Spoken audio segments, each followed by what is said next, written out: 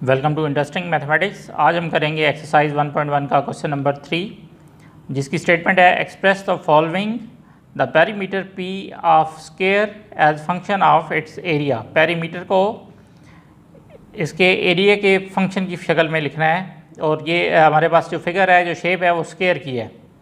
Perimeter कहते हैं ऐसी किसी भी शेप की आउटर लेंथ को अगर जमा कर लिया जाए तो उसको पेरीमीटर कहते हैं।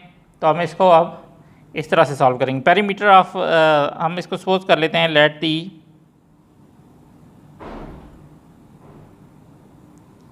Length of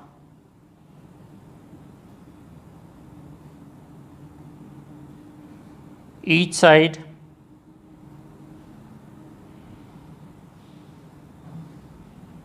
of square be x.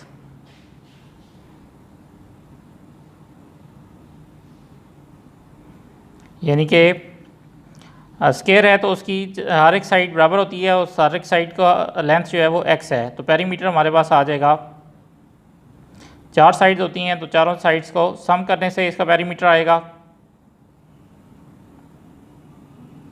ये बन जाएगा x प्लस एक्स। चूँकि 4 साइड्स होती हैं तो ये 4x आ जाएगा। स्क्वायर होता है एरिया, इसका एरिया ऑफ स्क्वायर होता है हमारे पास लेंथ इंटू लेंथ।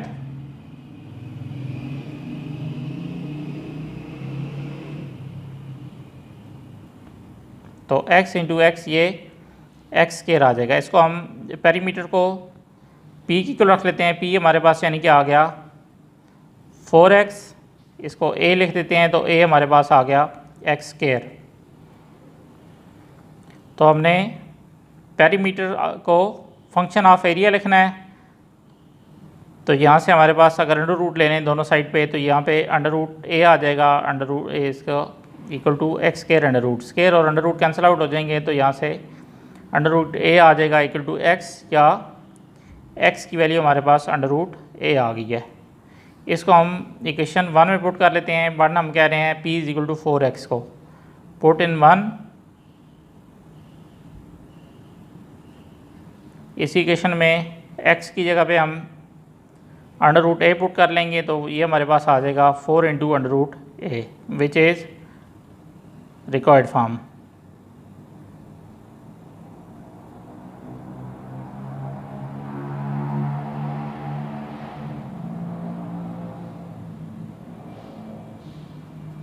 अब इस तरह से हमारे पास फंक्शन की डेफिनेशन है। इसमें a function is a rule between two sets in such a way that each element in the first set corresponds to one and only one element in the second set। तो इसमें हमने अब figure भी बनी हुई है x और y sets की। इस तरह से एक्सरसाइज 1.1 का क्वेश्चन नंबर 4 है, find the domain and range of the function g defined below and sketch the graph of g। तो इसमें डोमेन और रेंज बतानी है इस फंक्शन की। g ऑफ x आपका सेकेंड पार्ट में डिफाइंड है square root of x square minus 4। Domain के लिए हम देखें तो जब भी डोमेन फाइंड आउट करनी है किस फंक्शन की, हमने 2 बातों का ख्याल रखना है कि एक स्क्वायर रूट के सिंबल के नीचे नेगेटिव साइन नहीं होना चाहिए और डिनोमिनेटर में 0 नहीं आना चाहिए। अब ये स्क्वायर रूट का सिंबल आ रहा है, तो डोमेन के लिए फॉर डोमेन, क्योंकि फिर इसकी वैल्यू रियल नहीं रहेगी, फिर ये हमारे पास कॉम्प्लेक्स नंबर में आ जाएगा। अगर ये नेगेटिव होगा, एक नेगेटिव साइन आ जाए इसमें, तो ये हमारे पास रियल नहीं रहेगा। तो इस वजह से इसकी डोमेन के लिए x square minus 4 is greater than और इक्वल टू 0।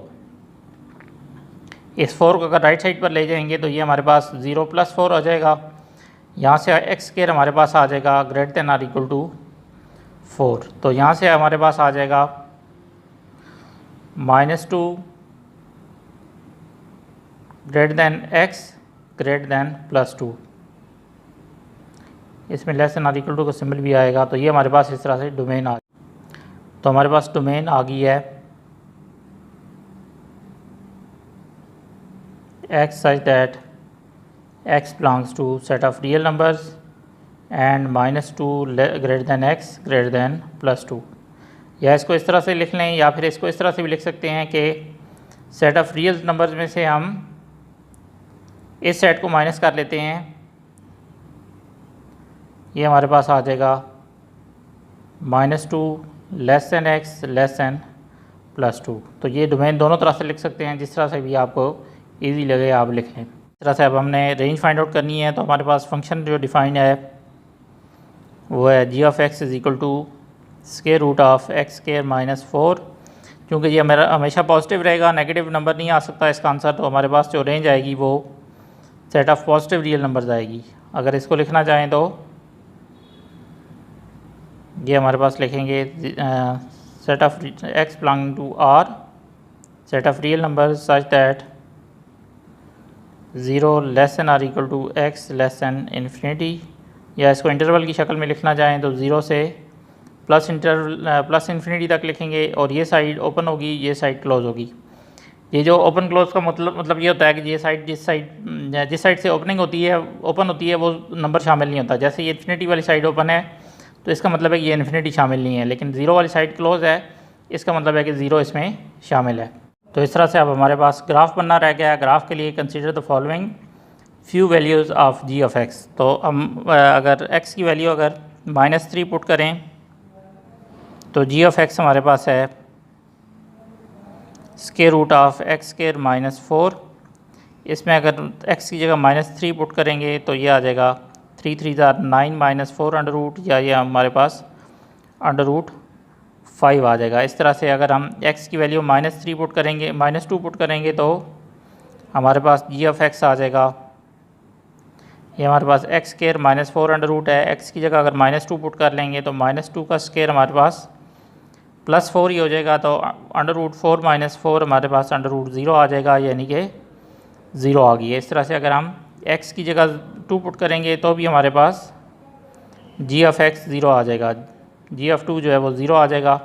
अगर हम x की जगह 3 पुट करेंगे तो हमारे पास g ऑफ 3 पहले भी अंडर रूट -3 के लिए भी अंडर रूट 5 आया था, तो अभी इसके लिए भी प्लस अंडर रूट 5 आ जाएगा।